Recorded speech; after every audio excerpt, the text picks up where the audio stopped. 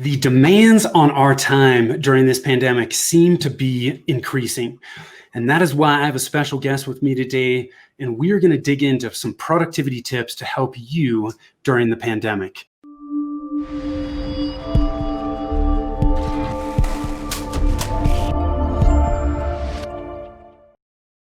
Hi, I am Tim Fitzpatrick with Rialto Marketing. I am thanking you for tuning in, and I am really excited to have with me Steven Crawford from McGhee Productivity Solutions. Steven, thank you so much for taking the time to be here. You bet, Tim. Thanks for having me. I'm very excited to be with you today. Yeah, absolutely. It's we're in Colorado. We're finally getting a little bit of a reprieve from these temperatures that we've been having. So I'm hoping that some of these wildfires we've been dealing with start to subside. Absolutely. That air quality's been rough, especially with 90-degree temperatures. And yeah, it's been tough. Well, and for us, 90 degrees, some people that may be tuning into this are like, 90 degrees, that's not a big deal. But for us, it's definitely, it's been over 90 degrees for, I think, 3 or 4 weeks. So, so before we jump into this and start talking about productivity and some of these tips, I know you got a lot of awesome info to share with us. Tell us a little bit more about, you and what you're doing with McGhee Productivity Solutions. Absolutely, Tim. Thanks. So I'm the director of sales and a senior consultant at McGhee Productivity Solutions. And McGhee Productivity Solutions is a consulting firm that specializes in increasing productivity at the organizational, team, and individual levels of the company. We have a very strong philosophy about what it takes to make a culture of productivity in your firm. And it's centered around 5 disciplines or 5 areas.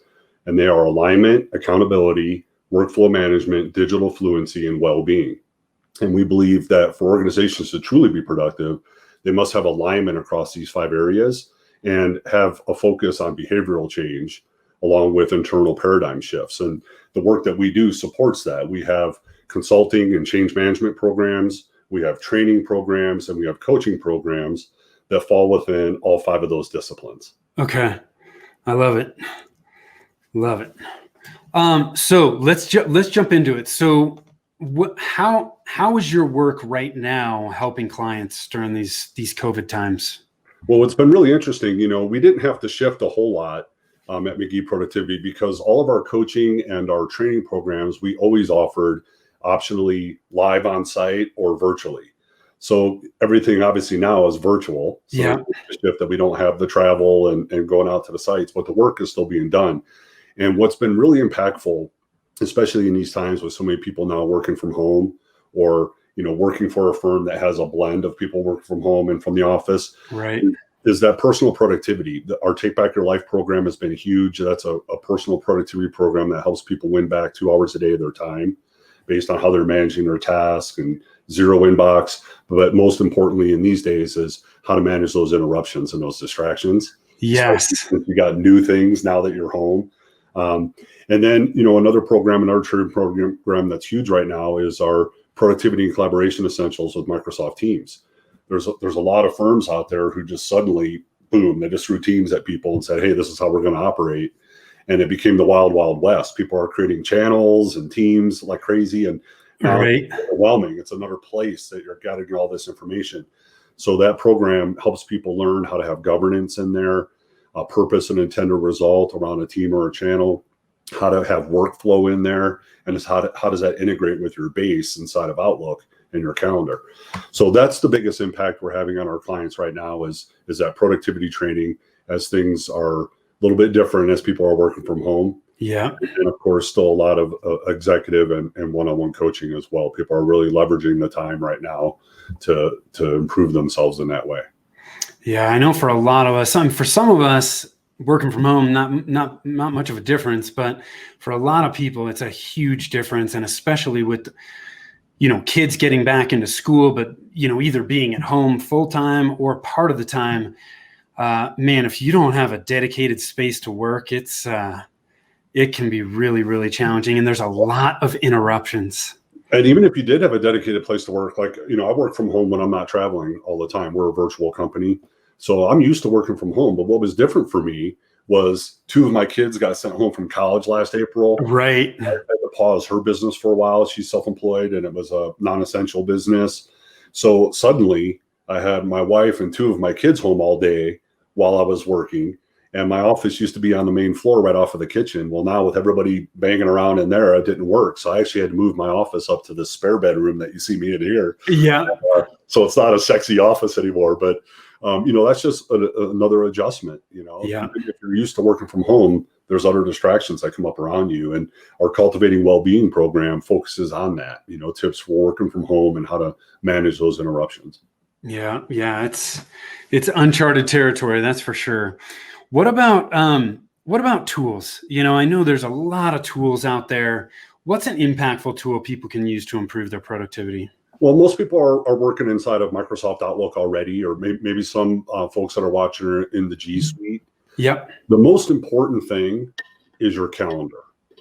And sometimes people are like, what do you mean that's the most important thing? It really is, because if you're using your calendar to manage what matters most, you're going to have the focus and the discipline to get the right things done and make sure those things get addressed. And then the smaller things and the less important things kind of fill in the gaps.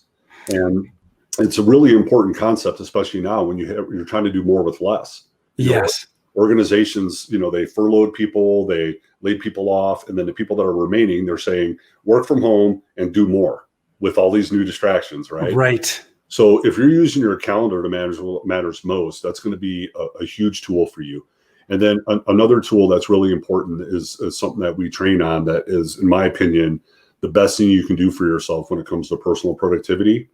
And that is to do a weekly review every single week.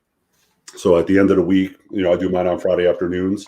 Just take the time, have it on your calendar as an appointment for yourself, and take the time to look back at the previous week. Pat yourself on the back and celebrate the victories, the things that you did well.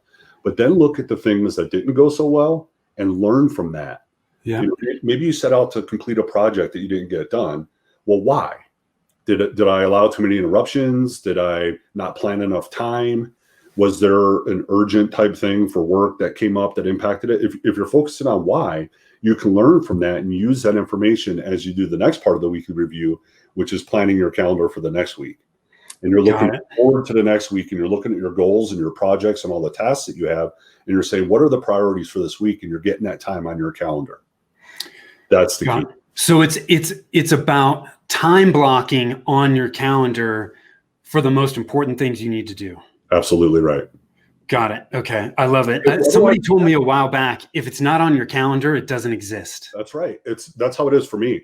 My family will tell you, like my kids will say, hey, Steve, I got this or this or this. And I'll be like, hey, send me a calendar invite. Hey, I'm not going to remember it. I'm not trying to remember anything because I want to keep my mind clear for, critical thinking. So I'm trusting my system.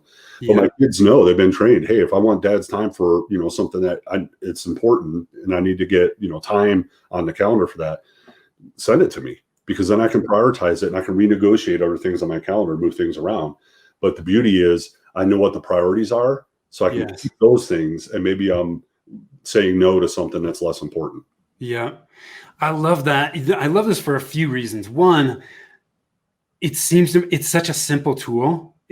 But when we look at marketing, we like to focus on the fundamentals first, because if you don't have the fundamentals in place, everything else you do is not going to work like it should. That's right. This seems like one of those, your calendar, it's a productivity fundamental. You need to be using it. If you skip it, all these other cool tools that you use aren't going to work like they really should. Right. So the other thing I love about it is it's simple.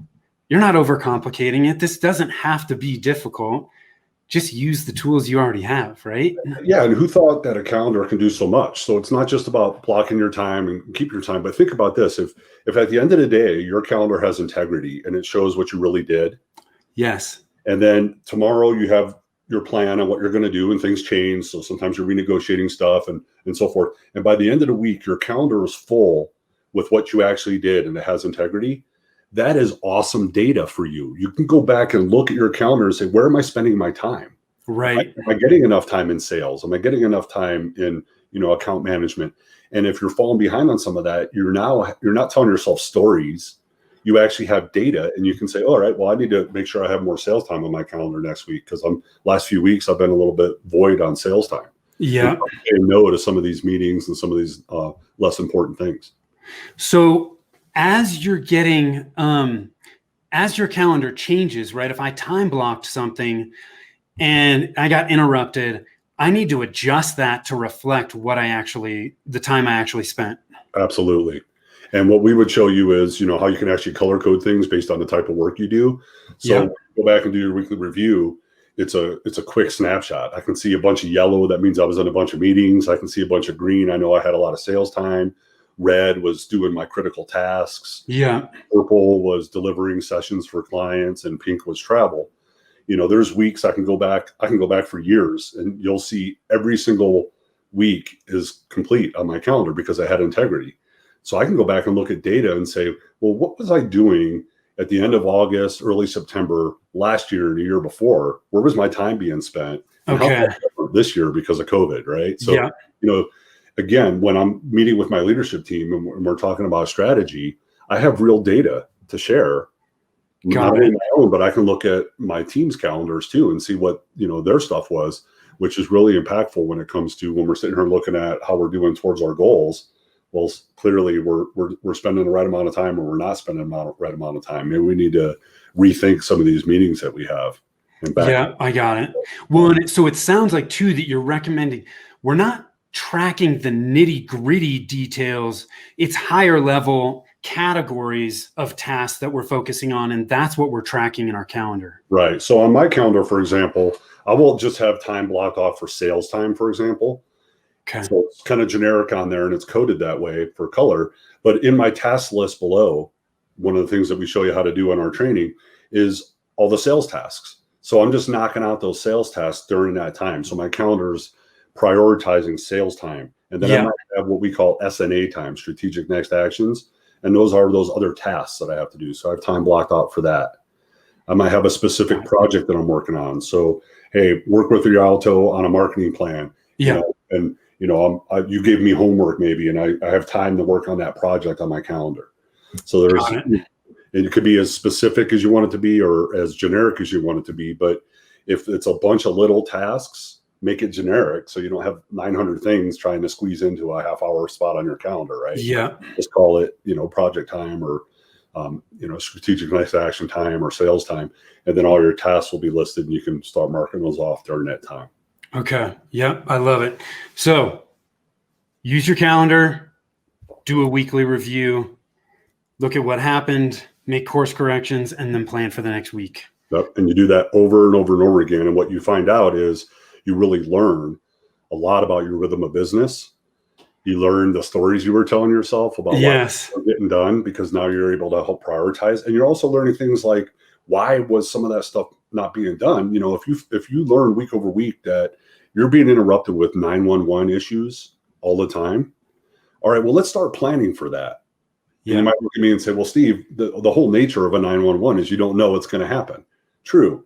But what I can do is I can go when I'm setting up my calendar for next week and just block off a half hour on Tuesday, a half hour on Wednesday, and a half hour on Friday and call it hold for 911.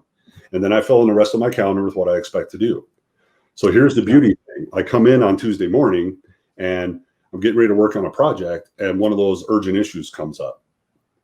Well, in the past, I would have just lost that project time. But now, because I planned ahead, I can just renegotiate and switch those things on my calendar. I drag that hold up here. Yeah.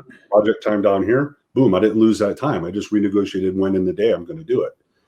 And then if you actually get up to one of those holds and you didn't use it, awesome. You got an extra half hour to work on something else. Yeah. You do something for your well-being. Go walk around the block or, have a little bit longer lunch than you were planning to do or, whatever, right? So it's a bonus if you don't end up using it, but it's nice to plan for if your rhythm of business is such that you get those types of interruptions. Yeah. Because if you're not planning for it, it comes up and you get sidetracked and away you go.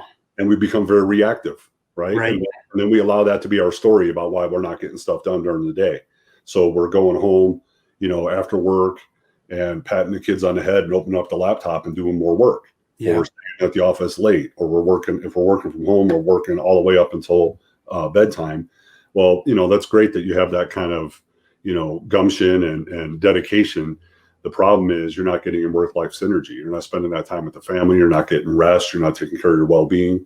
Yeah. So if you're prioritizing those most important things during your workday, you're going to get stuff done that you need to get done. If you're letting all the small minutia stuff consume your day, and the end of the day comes and now you still have these 3 major initiatives you didn't do, that's why you're staying late to work, right? Yeah. Yeah. It seems to me that when you use your calendar as a tool, it's helping you be much more intentional about what you're going to do each day. If you put it on your calendar, you have a 79% better chance of getting it done than you do if you're just working off a to-do list. Well, there you go. That's a great way to lead into the next question. That pretty much caps it off.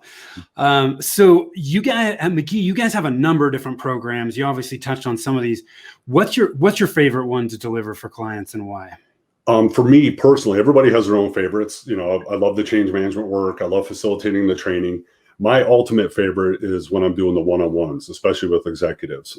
My background was 20 years as an executive before I joined this firm. I have a soft spot in my heart for the unique challenges that business owners and leaders and executives deal with. And it's so much more of an intimate engagement. So they're going to get all the same productivity stuff they would get if they went through a group training, but it's going to be customized to them. It's going to be customized to their rhythm of business, their taxonomy, their flow. Do they like having several different types of folders in their reference system, or do they want to consider having a single folder and learning how to have a cool way to file those things and search for those things that will save them a lot of time, right? So it's completely customized. But what's even more fulfilling for me about it is, as we're doing that productivity stuff, I'm learning more about them, and they're getting a lot of credibility, value, trust built in me. And we start uncovering other opportunities in other areas where I can make an impact for them. And I just got a little bit of chills right now because the feedback that I get with these men and women after I'm done with the coaching engagement is so awesome. They're like, one of the questions I always ask is, did we, fulfill all the things that we agreed upon during the pre-call that we wanted to do during this call? And it's always yes and more. And I have people emailing me 3 months after saying I got promoted. People calling me up 6 months later saying, hey, my family life is so much better. My wife wanted me to tell you thanks. My staff enjoys working with me again. They really feel empowered. They really feel like they're heard. I'm able to delegate a lot more, and it's not just about dumping it off. It's really giving them an opportunity to grow. Yeah. So there's just all this fantastic feedback that comes from it. So for me, I'd say that's my ultimate favorite thing to deliver, just because of the one-on-one nature of it, the intimate nature of it, and being able to see the impact. We get impact when we do group trainings from clients for sure, but I don't necessarily get to see all that because they're off doing their thing after the training, and we'll get all that positive feedback after, but I'm not as engaged for longer term as I am like I'm doing the one-on-one stuff. When you do that, what does a typical engagement look like there? I mean, how long are they working with you? So typically there's a pre-call. So once they contract with me, the pre-call is just to align on what the desired outcomes of the coaching are.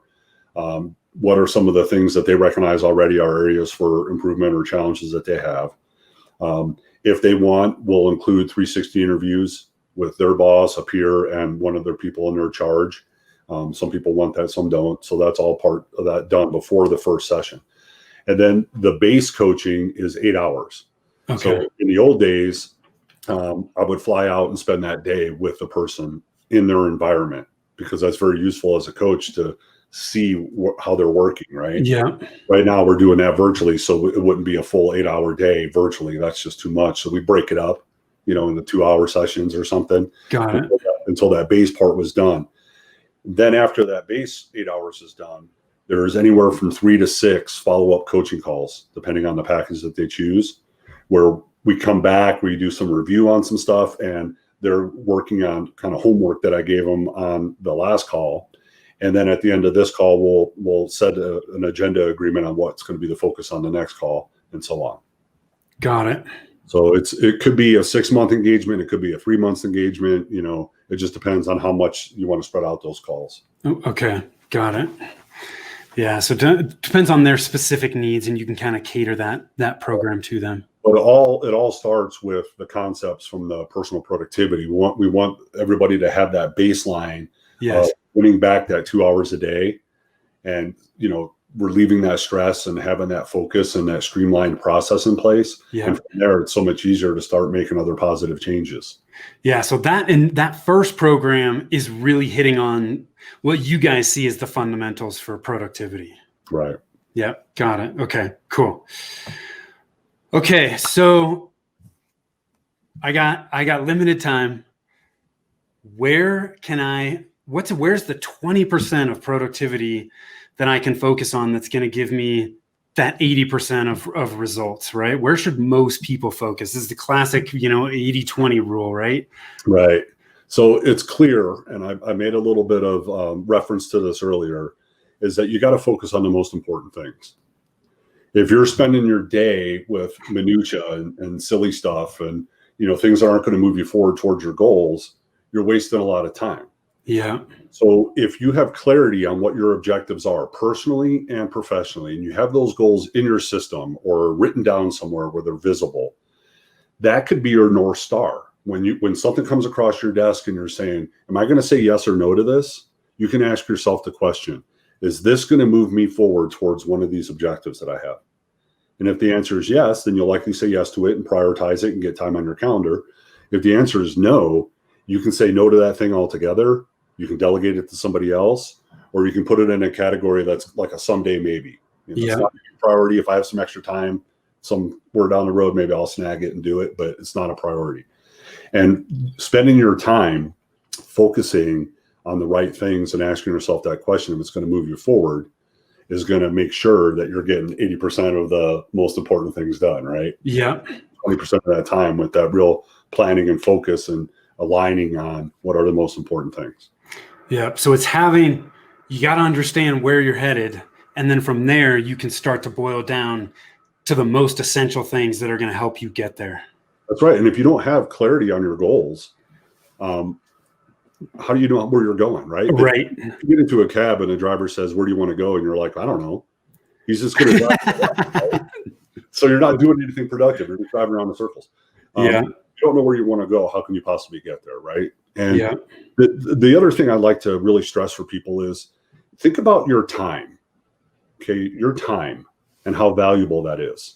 When we think about possessions, our cellular devices, our money, right? Like that, those things can all be replaced. And I like to ask people when I'm standing in front of a room in a class, I'll say, would you ever take your wallet out while you're walking down the street and just start throwing money out while you're walking down the road? Right. It's laughs. They're like, of course not. Of course you wouldn't do that. If you would, let me know. I'll follow you around for a while.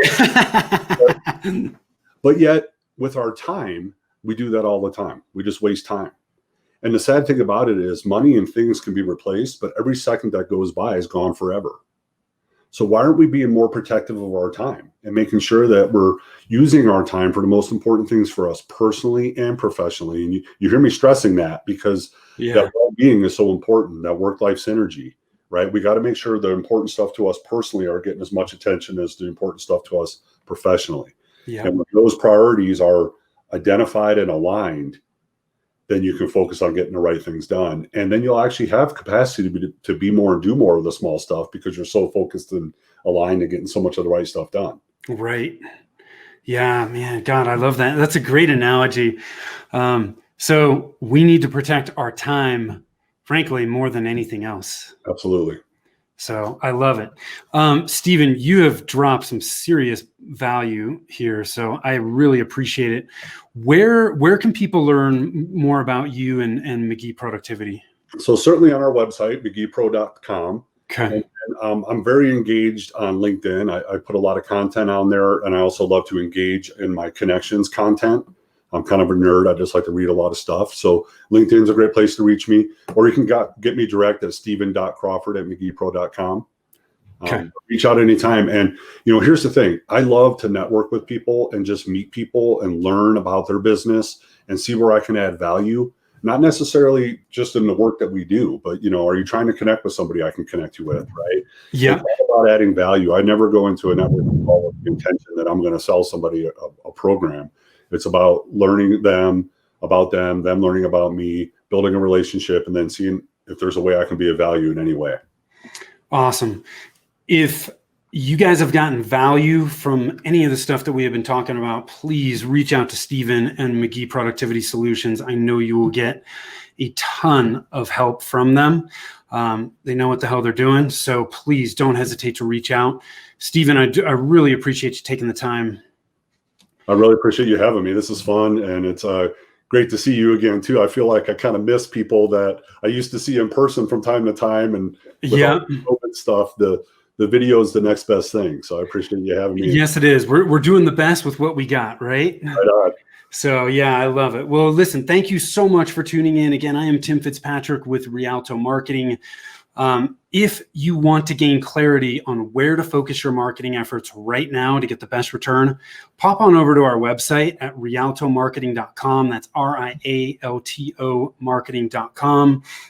Click on the Get a Free Consult button. I guarantee you will get a ton of value from that and leave knowing where you need to focus right now. Remember, marketing your business shouldn't be a challenge. All you need is a plan. Till next time, take care.